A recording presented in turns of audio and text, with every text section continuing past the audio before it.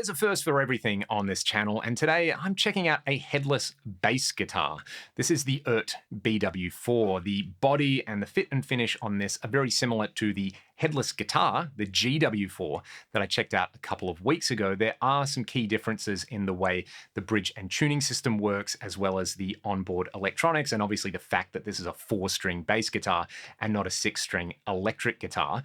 We're gonna take a quick up-close look at the overall specs on this. Then we're going to hear some tones, and the first bunch of tones that we hear are going to be a DI of just the bass guitar into my interface. So if you wanted to take that clip and then run it through your favorite bass chain in your DAW or reamp it to some hardware gear and have, let's face it, maybe not the ideal situation of me playing a bass guitar in your room, but me playing a bass guitar in your room, you can do that. And then the later clips have some processing. We're going to hear like a classic Ampeg style tone, and then we will hear a modern tri-amped tone in the style of modern djenty bands or prog bands like Carnival. And of course, you know, it's a bass demo. I need to do some dirty King's X bass as well. So let's take a close up at this and then let's hear it. The body's very sleek and ergonomic. It's finished in this kind of metallic slate color. This is a lovely matte finish on here. There's a dual coil pickup over here that's hooked up to a master volume control. There's a blend control for each coil. So with this all the way up or all the way down, you've got the north or the south coil. In the middle, it is a humbucker. Then there's a concentric pot here with a treble control on the top and a bass control on the bottom. I think the highlight of this bass is the bridge on here. Not only does it look cool, it's actually really easy to use, and turning these are super smooth, a lot smoother than the Eart guitar that they sent out. Again, that's using a slightly different mechanism, or some other headless designs that I have tried. That's just really, really lovely. Lots of nice responsive play in there, and it tracks the tuning really well. You can see these are intonable as well. The only slightly frustrating thing that I learned was in order to intone this, you need an Allen head for the keys, not a Phillips head screwdriver. I was sitting there just kind of twisting it going, why won't this intone over here? Kind of like the overall black with a little bit of gold aesthetic going on over there. You can adjust the truss rod over here, and there's 24 medium jumbo stainless steel frets, which is pretty awesome. Let's turn it over. The heel isn't recessed at all, but it's pretty smooth over here. You can see there's a compartment for the battery that powers the onboard preamp. I do like the little detail that this little plastic cover here is flush with the rest of the finish. That's not something you see on a lot of budget guitars. A lot of them will have them sitting proud on there. The neck is 5 pieces in there. You can see you've got roasted maple, and then you've got these 2 strips of Padauk in here. And the mounting mechanism is slightly different, again, to the Eart guitar that they sent out. This is sort of your more traditional style, modern headless design over here, where this is a clamp. The string comes all the way through over here, and you know, the ball end sits in the bridge over there. So the Eart headless, I kind of really liked that you mounted the ball end down here, but of course that doesn't let you have this style of tuning machine, which I really like. There's also a 0 fret on here, so that's something to note if you're into the 0 fret thing or not. And I kind of like that the overall headstock isn't too chunky, but there's still plenty of meat to hang on to there.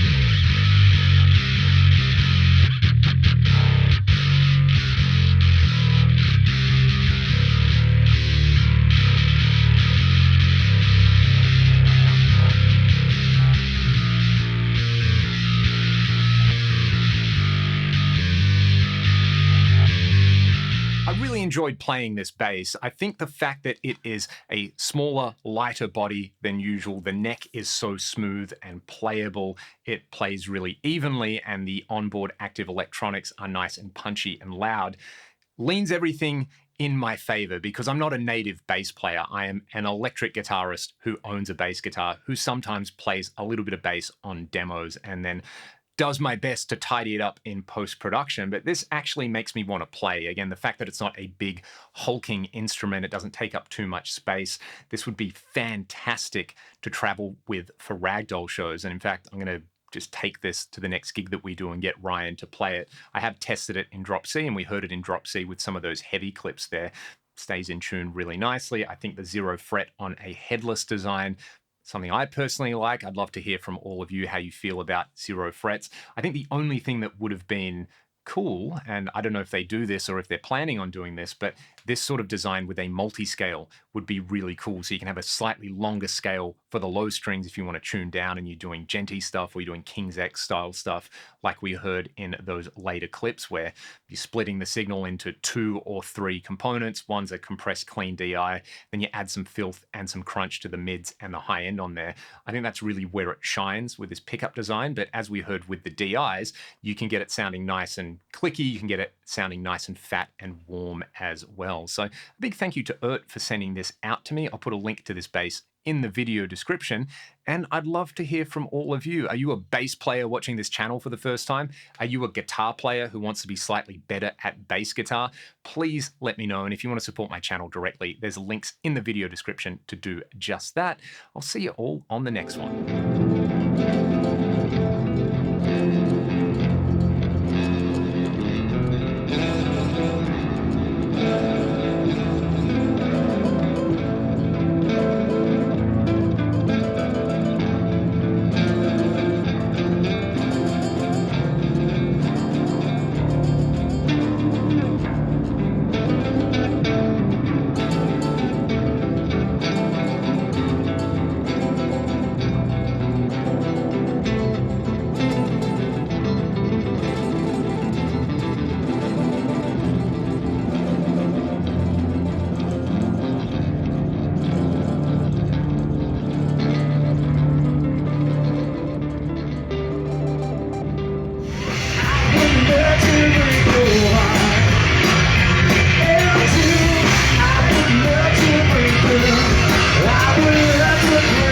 Down.